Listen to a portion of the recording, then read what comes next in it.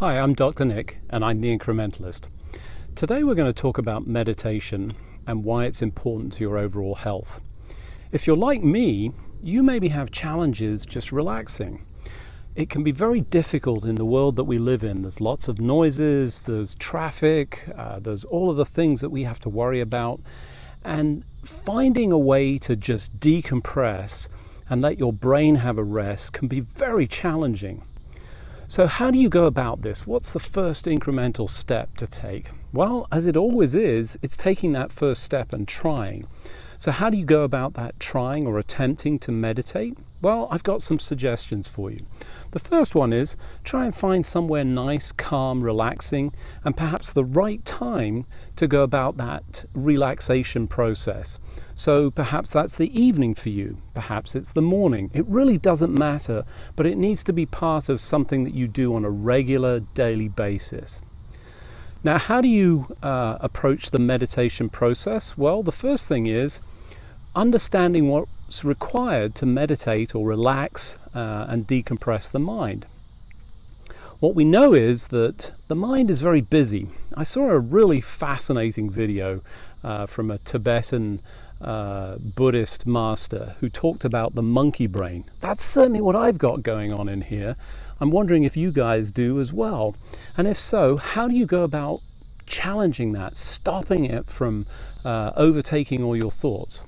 Well, the suggestion he had, and I thought and found to be very useful, is focus on something that requires the brain to be dealing with that as opposed to thinking about all these other things. And in his case, it was breathing.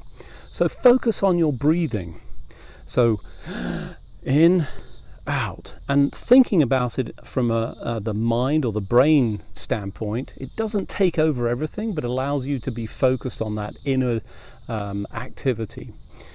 If you're lucky, you maybe have an iPhone or even an Android phone, and there's a range of apps that you can use that can help you in that process. There are some that are free and there are some that are paid for. Let's talk about those. So what are the choices with the apps to be able to use if you have a phone?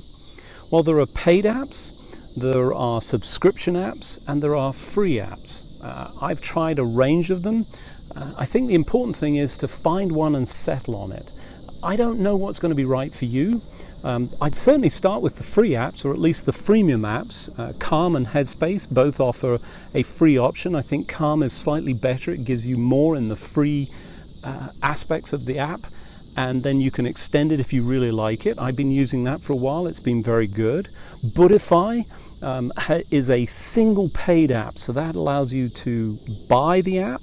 It gives you access to all of the content, and I think that's a better model for most people, so you don't find yourself paying a recurring monthly fee. And then Insight Timer, which is one of the free apps, allows you access to everything. I really like that model. It's very hard to beat free. The question is always, what are you giving up in place of paying for the app? I haven't found an answer to that, and for me it's important to start something. So that incremental improvement for you is to go ahead and start.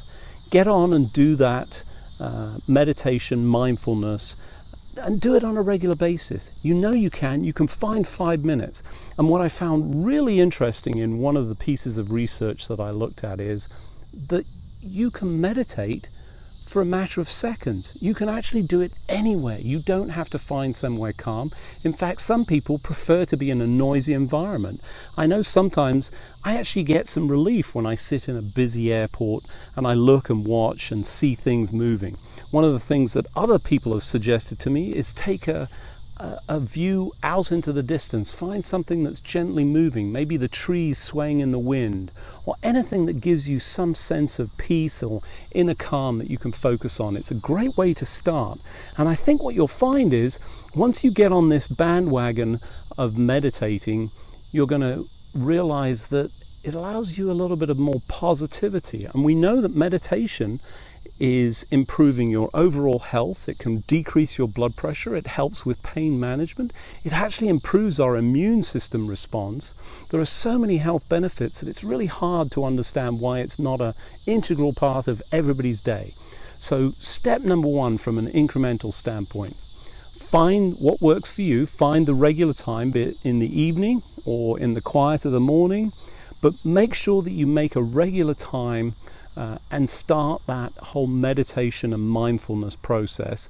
Use an app if you want to use an app, and if you can't find an app or you don't have access to a phone, just focus on your breathing. It's a great way. Or you can focus on a stationary object. The other thing that I saw in a book that I read that you might want to try, The Monk Who Sold His Ferrari, they talked about focusing on a rose and looking at the details in a flower. It's extraordinary when you start to really pay attention. You realize that there's so much beauty and incredible design in all of the things around us, and just focusing on something very small can help calm the mind, relax you, and give you some mindfulness time. Hopefully that's helpful to you. I think mindfulness and meditation should be an essential part of our healthy activities, and I hope that this will help you get on that bandwagon and start incorporating that into your daily life. If I could ask a favor, if you like this video, like it in the section below, and if you didn't, leave me some comments. Let me know what I can do better next time. Otherwise, I'm Dr. Nick, and I'm the Incrementalist. Don't let perfection stand in the way of progress.